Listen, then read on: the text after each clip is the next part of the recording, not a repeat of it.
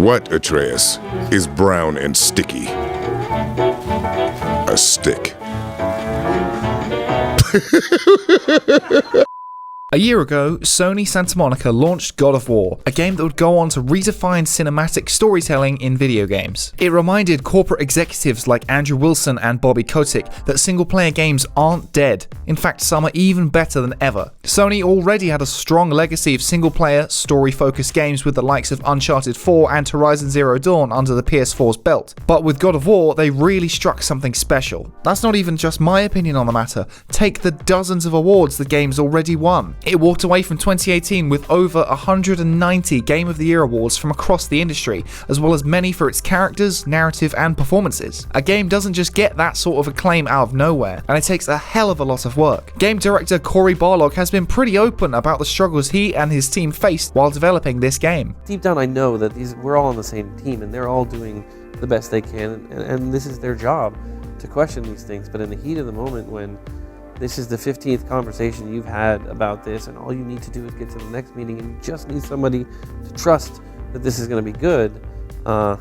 It's hard, man. In the year since God of War released, we've seen the closure of several game studios, and the discussion of crunch culture in the industry has never been louder. In the lead up to Red Dead Redemption 2, we found out that some staff over at Rockstar were working ridiculous hours just to get the game done. In a recent expose by Kotaku's Jason Schreier, he blew the lid on the seriously strained development of Anthem over at BioWare. Even the certified classic that is The Last of Us by Naughty Dog had a very tricky development period. When it came to God of War, the team at Santa Monica definitely didn't have an easy task ahead of them, and Cory Barlog has spoken a lot about the doubt he felt throughout the development process. I'm doing something about pitching and doubting, which is pretty much what I do the entirety of a project. I talk to people and beg and sell, and then try to either quell doubt from other people while the whole time experiencing a tremendous amount of doubt myself. His openness and transparency about all of this is really refreshing to hear, especially given how BioWare staff were ordered not to even speak to journalists through fear of making the company look even worse. In troubled development, it would be so easy for the whole development team to just pop on some Ed Sheeran, sit in a cold shower and just have a cry. Cory Barlog managed to rally his team behind his decisions, convincing them when they thought he was just nuts. Now you want to get nuts? Come on, let's get nuts.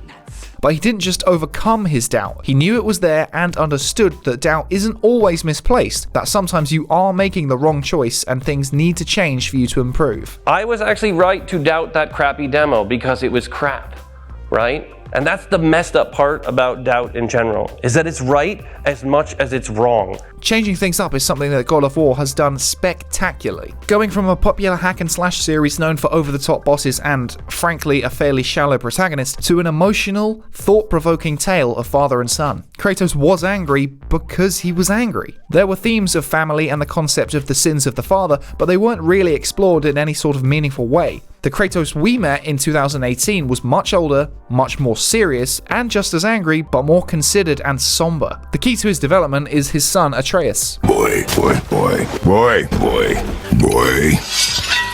The game explores how much your parents show who they really are in front of their kids, as well as the concepts of legacy and repeating the past. God of War is a tale of father and son as much as it is about gods and monsters. Not only did the game mature its narrative and characters significantly, the gameplay is also very different. Where in the previous titles we had combos and acrobatics, here we have brutality and raw brute strength. But on top of that, we have Atreus too. Making him a consistent companion NPC is a stroke of genius. Taking control of him undermines the role of Kratos as a father. He can't explicitly control Atreus, but he can guide and teach him so that they can work together. With his Leviathan axe, Kratos brings powerful melee attacks to combat, while Atreus brings the magic with his bow and arrow based ranged attacks. The Last of Us' best sequence is where the player takes control of Ellie instead of Joel. In that game, this serves to strengthen the bond between the two and how much they need each other, but in God of War it brings the player as close to Kratos' father role as possible. Kratos can't step into Atreus' shoes and do the task for him, he can only teach him how, and that's it. This version of God of War just wouldn't work as a movie, because you being in control of Kratos and not in control of Atreus is essential to how you feel his story. Despite all the changes made in this game, it definitely isn't a reboot. The game geniusly uses its own rebirth and reinvention as a narrative element. Kratos trying to forget his past is a major theme, meaning that Santa Monica definitely didn't forget. Kratos is forced to revisit his past at one point in the game, not because he wants to,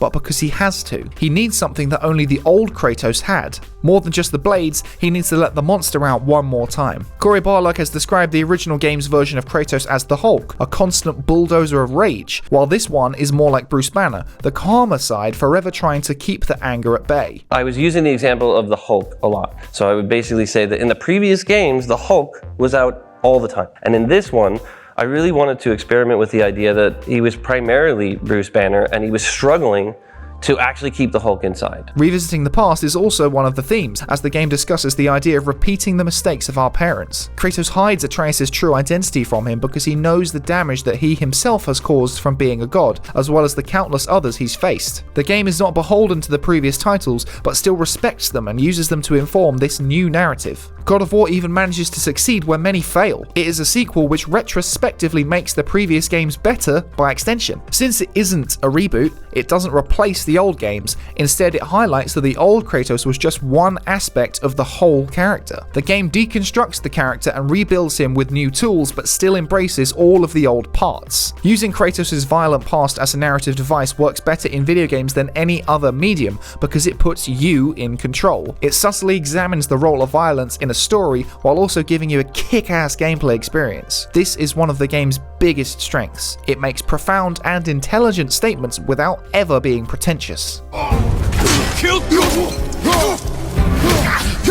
Narrative is all about the words used, but God of War does so much without even using them half the time. Cory Barlog's own personal experiences of doubt have informed the story. Kratos knows he's a powerful warrior, but knows nothing about raising a child all on his own. His self-doubt and struggles are never more perfectly realized than in the moment where he reaches out to Atreus after scolding him. He wants to comfort him, but also wants to stay strong and stern as a father. It is in this moment where we immediately learn that he is an infinitely deeper character this time around, all without saying a single word. While moments like these are created without any dialogue, there is so much brilliant world building during the boat trips and exploration. These moments are rarely integral to the plot, but when Mimir and Atreus are telling Kratos about Norse folk tales or the gods, we get a real sense that the world is so much bigger than just these characters. You wouldn't miss out on much of the actual story if you weren't paying attention to this stuff, but it adds so much depth to the overall world if you are paying attention. Show, don't tell is a key principle of filmmaking and is being adopted in games more and more. Telling a story without telling it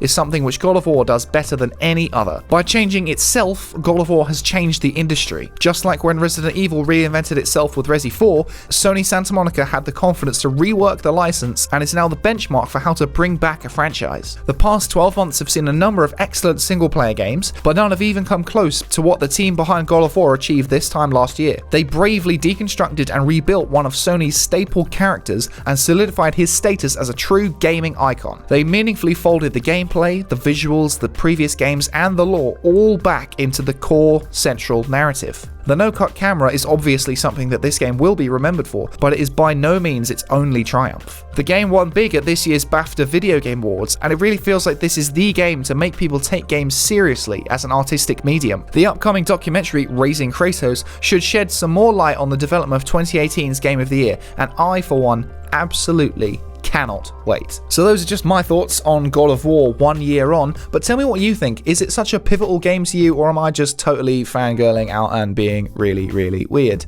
As always, if you like what you're seeing and want to help us create it, go on over to patreon.com/prettygoodgaming. You'll get early access to our podcast every week, as well as our Discord channel and loads of other different stuff. I've been Henry, this has been Pretty Good Gaming. I'll catch you next time. Bye for now.